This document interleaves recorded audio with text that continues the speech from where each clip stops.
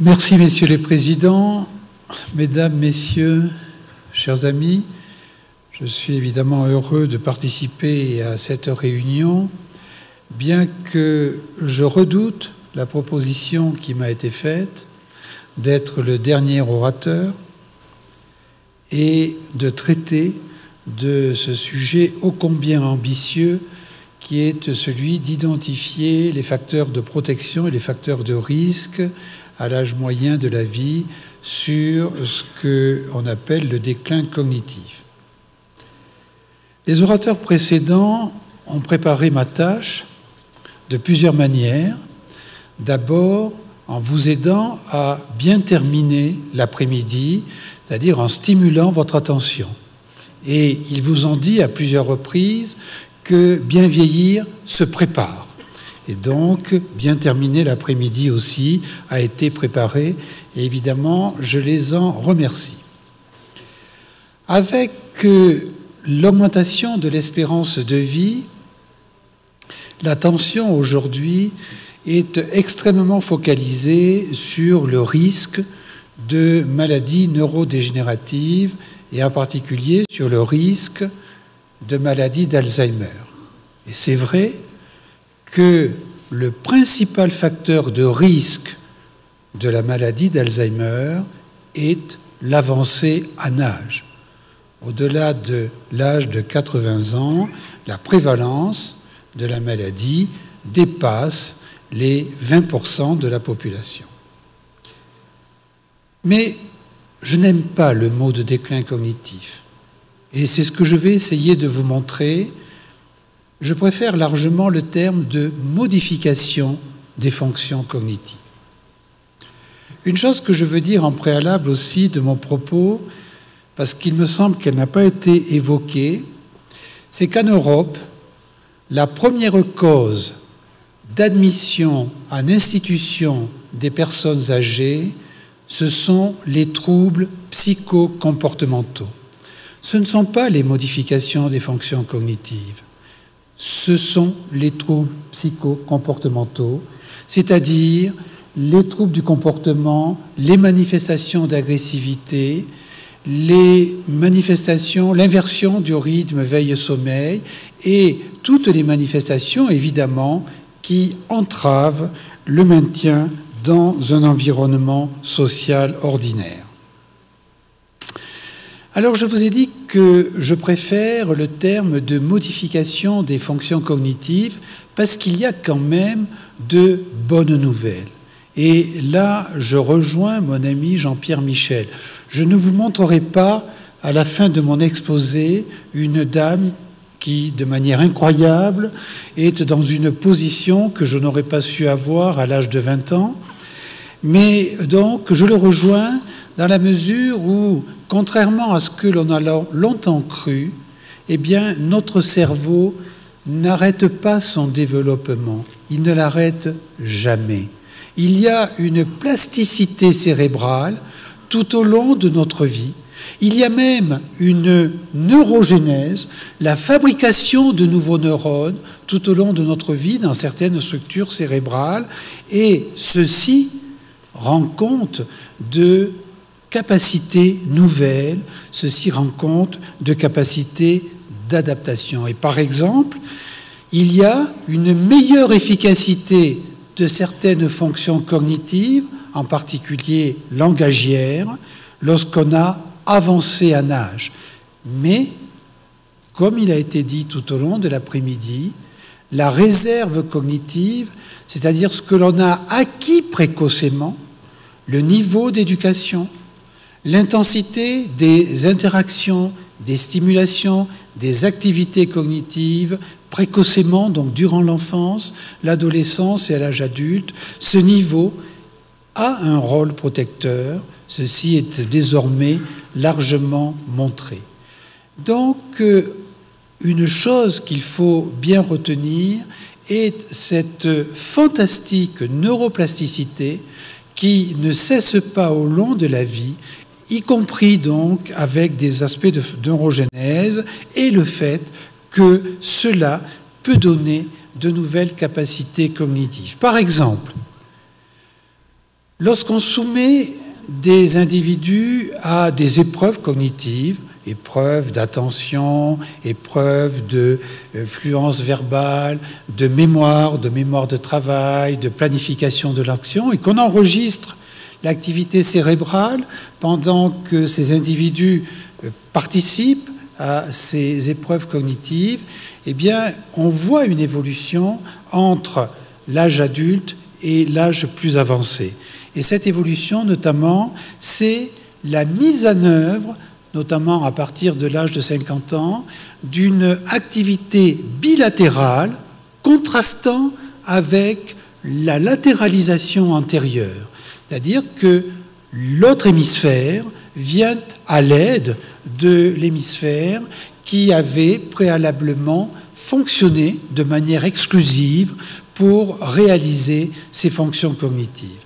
Et ceci, donc, est une illustration d'une modification du fonctionnement de notre système cérébral pendant l'avancée en âge, donc pour la réalisation de tâches cognitives. On a évoqué tout à l'heure, quelqu'un est intervenu dans la salle pour évoquer la question de la dépression, et amicalement, Jean-Pierre Michel a dit qu'il me laissait le plaisir de répondre à cette question. En effet, c'est une grande question. C'est une grande question trop méconnue. En effet, jusqu'à l'âge de 50 ans, 15% d'entre nous avons connu, connaissons ou connaîtront, enfin le futur pour moi jusqu'à l'âge de 50 ans ne s'applique plus, donc connaîtront un épisode dépressif ou plusieurs épisodes dépressifs puisque cette pathologie est hautement récurrente. La sémiologie d'un épisode dépressif, évidemment, une sémiologie émotionnelle, la tristesse, l'émotivité douloureuse, c'est une sémiologie comportementale, l'inhibition, éventuellement la paralysie de l'action, la fatigue, etc. Mais c'est aussi une sémiologie cognitive, avec la difficulté à mettre en œuvre certaines fonctions cognitives, attention, mémoire, etc. Il est tout à fait montré que ces épisodes dépressifs ont une neurotoxicité importante. Et par exemple, on a pu montrer une diminution du volume de l'hippocampe, dont je vous rappelle que c'est une zone cérébrale extrêmement impliquée dans les fonctions mnésiques. Donc on a pu montrer une diminution du volume de l'hippocampe corrélée au nombre de jours vécus un épisode dépressif caractérisé. Et d'autre part, les études épidémiologiques nous disent que les maladies dépressives sont très souvent l'antichambre des maladies neurodégénératives, maladies de Parkinson, maladie d'Alzheimer. Concernant la maladie d'Alzheimer, la moitié des sujets ont présenté des symptômes émotionnels avant de présenter des symptômes cognitifs. Et les enquêtes épidémiologiques permettent globalement de retenir le chiffre de 85% des sujets qui ont une gêne cognitive ont aussi des symptômes cognitifs. Des symptômes émotionnels, pardon. Ces symptômes émotionnels doivent être pris en compte. Ils ne le sont pas. Ils sont très ignorés. En Europe, moins de la moitié des malades atteints de maladies dépressives sont diagnostiqués et correctement traités. Moins de la moitié. Et ceci est plus vrai encore lorsqu'on s'adresse aux personnes au-delà de 50 ans, où la reconnaissance de la symptomatologie dépressive paraît encore moins bien faite. La personne qui est intervenue tout à l'heure me confiait à la pause qu'elle avait cru comprendre dans l'exposé de Jean-Pierre Michel, que les antidépresseurs étaient un facteur de risque d'altération cognitive. C'est un grand débat. Les enquêtes épidémiologiques, évidemment, indique que les personnes qui présentent aujourd'hui une maladie d'Alzheimer ont utilisé hier des médicaments psychotropes beaucoup plus que la population générale. Comment pourrait-il en être autrement, puisque les symptômes émotionnels, par définition, ont précédé les symptômes cognitifs? C'est tautologique, c'est inévitable. Alors que penser? C'est difficile. Lorsqu'on parle avec l'équipe épidémiologique bordelaise, qui a été citée tout à l'heure, ils sont assez fermes sur leurs convictions quant à l'impact négatif des médicaments psychotropes sur le devenir cognitif. Je ne crois pas qu'ils aient raison, et la littérature ne leur donne pas raison, sauf pour les benzodiazépines. Pour les benzodiazépines, la discussion est, je crois, terminée. Les benzodiazépines en aigu ont montré en laboratoire des effets négatifs sur les modèles animaux de fonction cognitive et sur l'humain, sur la fonction mnésique notamment. Et donc, on peut logiquement conclure que les médicaments benzodiazépiniques, lorsqu'ils sont utilisés au long cours, sont un possible facteur aggravant du risque d'entrave du fonctionnement cognitif. Pour les médicaments antidépresseurs, la situation est infiniment plus complexe puisque les données précliniques ne confirment pas un effet délétère des antidépresseurs, mais au contraire, semblent indiquer un effet favorable des antidépresseurs sur l'activité des cellules gliales qui sécrètent les facteurs neurotrophiques utiles aux cellules neuronales. Et donc, il y a là un débat, j'espère que j'ai été assez clair, je n'avais pas fait de diapositive pour ça. Donc, les symptômes émotionnels précèdent les symptômes cognitifs. Les symptômes émotionnels, lorsqu'ils atteignent une intensité telle qu'ils justifient le diagnostic d'épisodes dépressifs majeurs, comportent une neurotoxicité avérée. Ces symptômes émotionnels doivent donc être traités. Dans le choix du traitement, les benzodiazépines sont à proscrire, les médicaments antidépresseurs, voire d'autres stratégies thérapeutiques, parce qu'il n'y a pas que les thérapeutiques médicamenteuses, voire d'autres thérapeutiques antidépressives, sont évidemment recommandées, nécessaires, et en Europe, insuffisamment utilisées. Quand je dis les thérapeutiques antidépressives, je pense bien évidemment aux antidépresseurs dont je viens de parler longuement, mais on pourrait aussi parler des psychothérapies codifiées qui ont un effet sur les symptômes dépressifs. On a beaucoup mieux parlé que je ne saurais le faire de certains facteurs de risque qui sont manageables, si je puis dire, qui peuvent être évités. Je voudrais quand même rappeler que les fumeurs ont un profil psychologique qui diffère du profil psychologique de la population, que le niveau de mal-être émotionnel, voire le niveau d'anxiété chez les fumeurs est plus important que dans la population générale, et que donc les inciter à ne pas fumer, inciter à arrêter la consommation de tabac, oui bien sûr, mais aussi prendre en compte la dimension émotionnelle sous-jacente. On a beaucoup parlé donc du régime méditerranéen et de la prise de poids. On a beaucoup parlé de l'activité physique. Je n'avais pas prévu cela et j'avais emprunté cette diapositive à Jean-Pierre Michel. Diapositive qui résulte d'une méta-analyse que je trouve très intéressante de 15 études prospectives dans une population de sujets qui au départ n'avaient aucun indice d'altération cognitive, qui ont été suivis pendant 12 mois à 12 ans. À l'issue, à peu près 10% des 33 000 sujets ont montré des indicateurs d'altération, de modification cognitive significative, mais il y avait une évidente valeur protective de l'activité physique, et qu'elle soit une activité physique importante, quotidienne, ou qu'elle soit une activité physique moins importante. Donc, il y a là un facteur, évidemment, qu'il faut rappeler.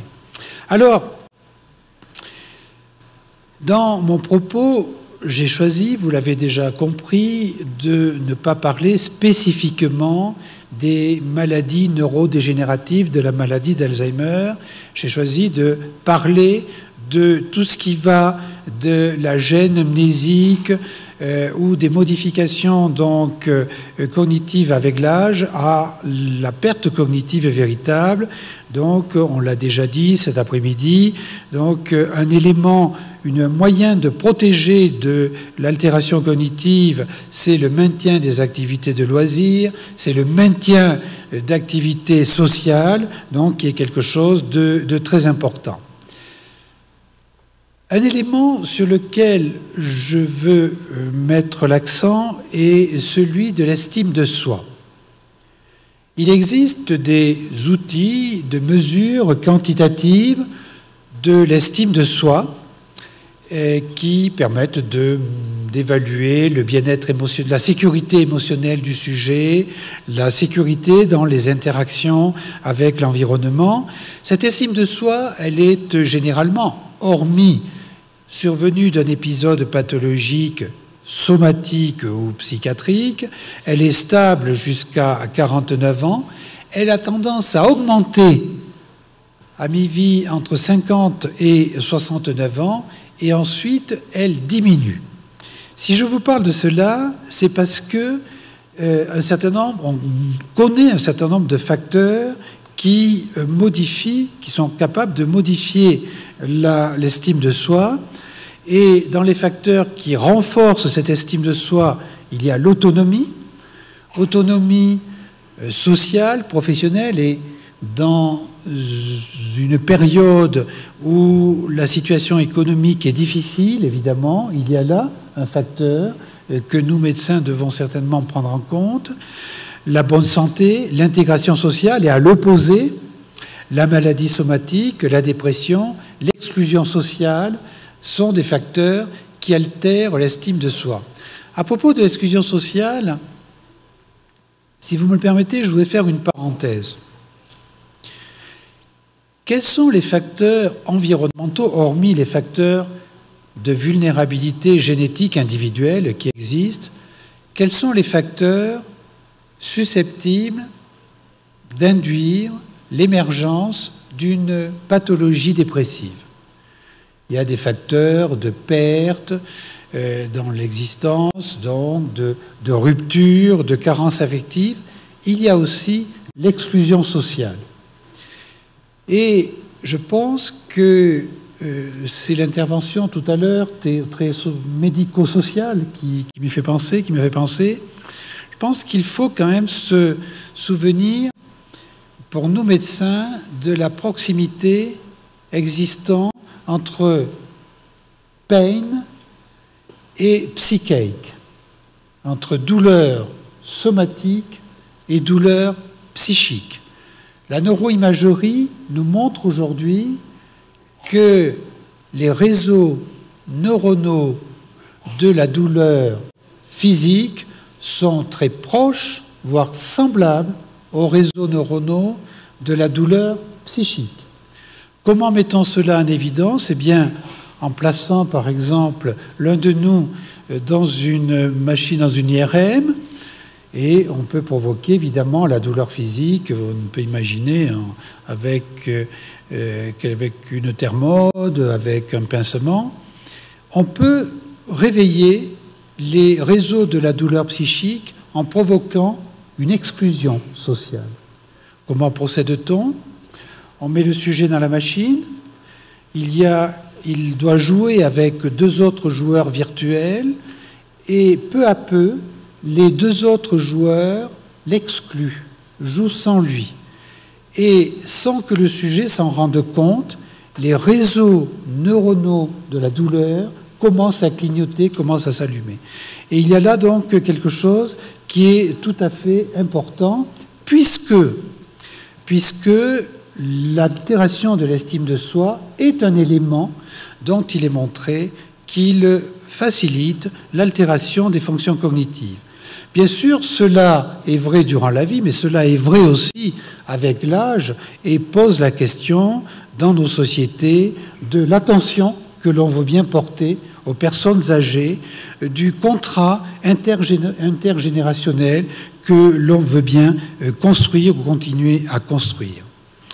Un autre élément qui intervient sur la conservation des fonctions cognitives, ce sont les traits de personnalité.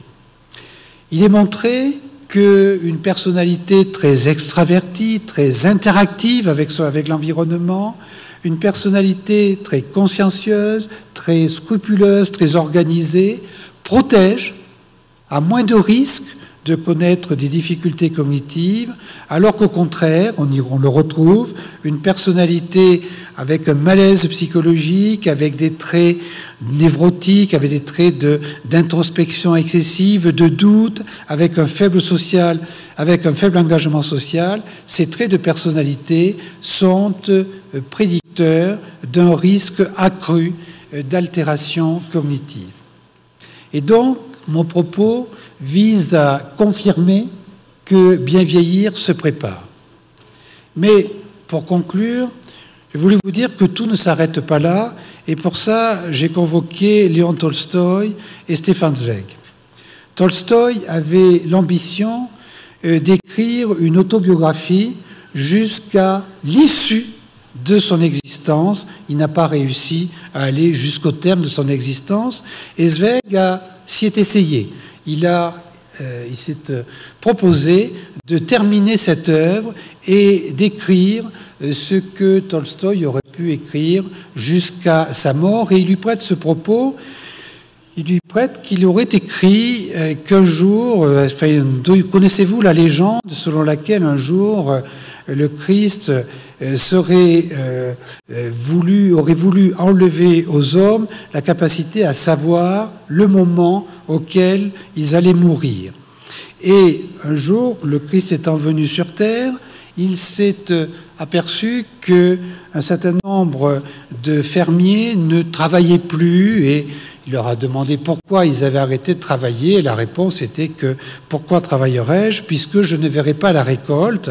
Et c'est ce jour-là que le Christ a décidé de nous ôter la capacité de savoir à quel moment notre chemin, notre parcours s'arrêtera, et cela, évidemment, est une incitation à continuer à travailler, et c'est une manière de travailler pour l'éternité. Merci pour votre attention.